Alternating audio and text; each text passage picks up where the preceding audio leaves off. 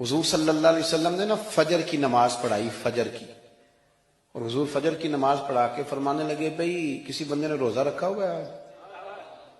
حضرت عمر کہتے ہیں رات کو میرا ارادہ تھا رکھوں، پر سویرے پھر میں نے گرا دیا، نہیں رکھا۔ حضور نے دوسری دفعہ پوچھا بھئی کسی نے روزہ رکھا ہے؟ تو حضرت صدیق کے اوپر نے ہاتھ کھڑا کیا، عرض کی یا رسول اللہ میں نے رکھا ہوا۔ آپ حکم نہ دیتے تو نہ بتاتا، پر روزہ رکھنا بھی آپ نے توجہ دلائی ہے تو حکم بھی آپ کا بتاؤ تو بتا دیا۔ حضرت عمر کہتے ہیں حضور نے فجر کی نماز پڑھائی، فجر کی۔ دوسرا سوال پوچھا بھی کسی نے کسی بیمار کی تیمارداری کی ہے؟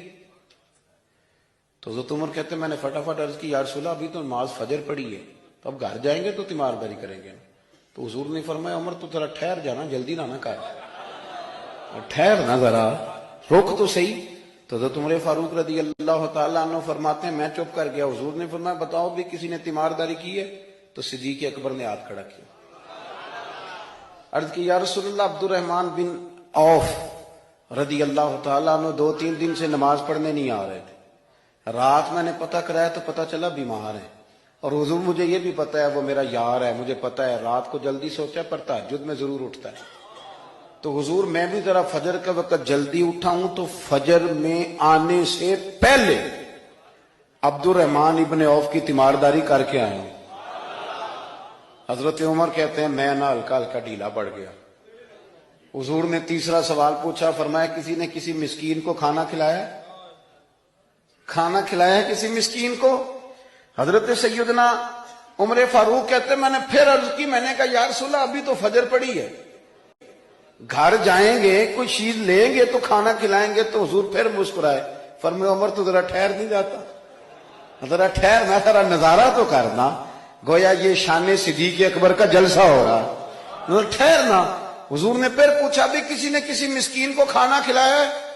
تو حضرت عمر کہتے ہیں لوگ سارے دائیں بائیں دیکھ رہے تھے اور میں چپ کے ابو بکر کو دیکھ رہا تھا، کہ مجھے پتا تھا کہ بولنا اسی نہیں ہے، اور دل میرا کر رہا تھا کہ کہہ دوں دیو جناب جواب، دل میرا کر رہا تھا۔ وہ سمجھ گئے تھے کہ سونا راضی کن کاموں میں ہو، بس یہ نقطہ انہوں نے پا لیا تھا۔